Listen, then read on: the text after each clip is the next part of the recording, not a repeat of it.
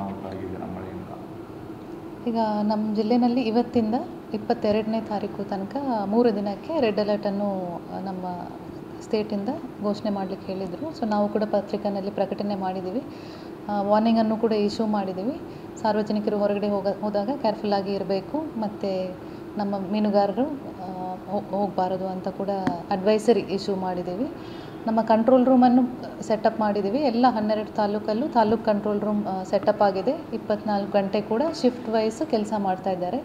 ಏನೇ ತೊಂದರೆ ಆಗಿದ್ರೂ ಕೂಡ ಸಾರ್ವಜನಿಕರು ತಕ್ಷಣ ನಮ್ಮ ಕಂಟ್ರೋಲ್ ರೂಮ್ ಅಥವಾ ತಾಲೂಕು ಕಂಟ್ರೋಲ್ ರೂಮ್ಗೆ ಸಂಪರ್ಕಿಸ್ಬೋದು, ಕಾಲ್ ಮಾಡ್ಬೋದು. ಈಗ ಮೇಡಮ್, ಜಿಲ್ಲೆಯಲ್ಲಿ ಪ್ರಮುಖವಾಗಿ ಲಾಸ್ಟ್ ಇಯರ್ ಬಹಳಷ್ಟು ಅನಾಹುತ ಆಗಿದೆ. ಈಗ ಇವತ್ತಿಂದ ನಮ್ಮ ಕಂಟ್ರೋಲ್ ರೂಮ್ 24/7 ಫಂಕ್ಷನಲ್ ಆಗುತ್ತೆ. ಎನಿ ಇಶ್ಯೂಸ್ ಇದ್ದರೂ ನಮಗೆ ಕಾಲ್ ಮಾಡ್ಬೋದು. ಪೊಲೀಸ್ ಕಂಟ್ರೋಲ್ ರೂಮಿಂದ ನಮ್ಮ ಕಂಟ್ರೋಲ್ ರೂಮ್ಗೆ ಟ್ರೈನಿಂಗ್ಸ್ ಕೂಡ ಆಗ್ತಾಯಿದೆ. ಲಾಸ್ಟ್ ಇಯರ್ ನಮಗೆ 439 ಲ್ಯಾಂಡ್ಸ್ಲೈಡ್ ಲೊಕೇಶನ್ಗೆ ಕೂಡ ಸ್ಪಾಟರನ್ನು ನಾವು ಐಡೆಂಟಿಫೈ ಮಾಡಿದ್ದೀವಿ.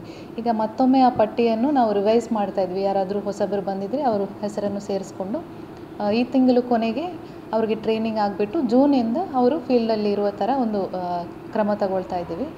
ಎರಡನೇದು, ಲಾಸ್ಟ್ ಇಯರ್ ನಮ್ಮಲ್ಲಿ ಮರ ಬಿದ್ದು ತೀರೋಗಿದವರು ಸುಮಾರು ಜನ ಇದ್ದರು.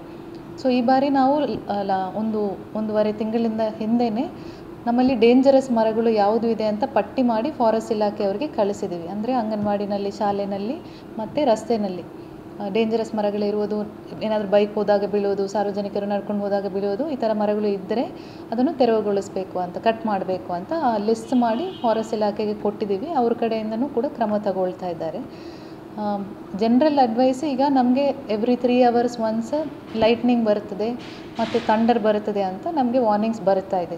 ಈ ಸಂದರ್ಭದಲ್ಲಿ ಸಾರ್ವಜನಿಕರು ಹೊರಗಡೆ ಹೋಗೋದನ್ನು ಅವಾಯ್ಡ್ ಮಾಡಬೇಕು. ಎಲ್ಲಾದರೂ ಹೊರಗಡೆ ಇದ್ದರೆ ತಕ್ಷಣ ಮನೆಗೆ ಬಂದು ಸೇಫಾಗಿ ಇರಬೇಕು ಅಂತ ಕೇಳ್ಕೊಳ್ತಾ ಇದ್ದೀವಿ. ಅಲರ್ಟ್ ಇರೋದ್ರಿಂದ ನಾವು ಆಲ್ರೆಡಿ ಫೈಲಲ್ಲಿ ಅಪ್ರೂವಲ್ ಆಗಿದೆ. ನಾಳೆ ಡಿಕ್ಲೇರ್ ಕೂಡ ಆಗುತ್ತೆ. ವಾಟರ್ ಸ್ಪೋರ್ಟ್ಸನ್ನು ಸದ್ಯಕ್ಕೆ ಸ್ಟಾಪ್ ಮಾಡಬೇಕು ಅಂತ. ನಮಗೆ ಪ್ರತಿ ವರ್ಷ ಕೂಡ ಮಾನ್ಸೂನಲ್ಲಿ ಯಾವುದೂ ವಾಟರ್ ಸ್ಪೋರ್ಟ್ಸ್ ನಾವು ಮಾಡೋದಿಲ್ಲ. ಸೊ ಅದು ಕೂಡ ಬಂದಾಗುತ್ತೆ. ಎರಡನೇದು, ನಮ್ಮಲ್ಲಿ ವಾಟರ್ ಫಾಲ್ಸ್ ಇದೆ ಮತ್ತು ಕೆಲವೊಂದು ಟ್ರೆಕ್ಕಿಂಗ್ ರೂಟ್ಸ್ ಕೂಡ ಇದೆ. ಸೊ ಅದು ಕೂಡ ಫಾರೆಸ್ಟ್ ಇಲಾಖೆಯವರಿಗೆ ಬರೆದಿದ್ದೀವಿ. ನೀವು ಸಿಚುವೇಶನ್ ನೋಡಿಕೊಂಡು ಅದು ಕೂಡ ನೀವು ಸ್ಟಾಪ್ ಮಾಡಬೇಕಾಗುತ್ತೆ. ಹೌದು, ಪ್ರತಿ ವರ್ಷ ಫಾರೆಸ್ಟ್ ಇಲಾಖೆಯಿಂದನೇ ಅಲ್ಲಿ ಡೈರೆಕ್ಷನ್ಸ್ ಕೊಡ್ತಾರೆ, ಡೇಂಜರಸ್ ಇದೆ ಹೋಗಬಾರದು ಅಂತ. ಸೊ ಫಾರೆಸ್ಟ್ ಇಲಾಖೆಯವರಿಗೆ ಕೂಡ ನಾವು ಡೈರೆಕ್ಷನ್ಸ್ ಕೊಟ್ಟಿದ್ದೀವಿ. ಸಿಚುವೇಶನ್ ನೋಡಿಕೊಂಡು ಮಾನ್ಸೂನ್ ಶುರುವಾದ ತಕ್ಷಣ ನೀವು ಕ್ರಮ ತಗೋಬೇಕು ಅಂತ. ಮಾನ್ಸೂನ್ ಮಾನ್ಸೂನ್ಗೆ ನಾವು ಡಿಕ್ಲೇರ್ ಫುಲ್ ಮಾನ್ಸೂನ್ಗೆ ನಾವು ಕ್ಲೋಸ್ ಮಾಡ್ತೀವಿ.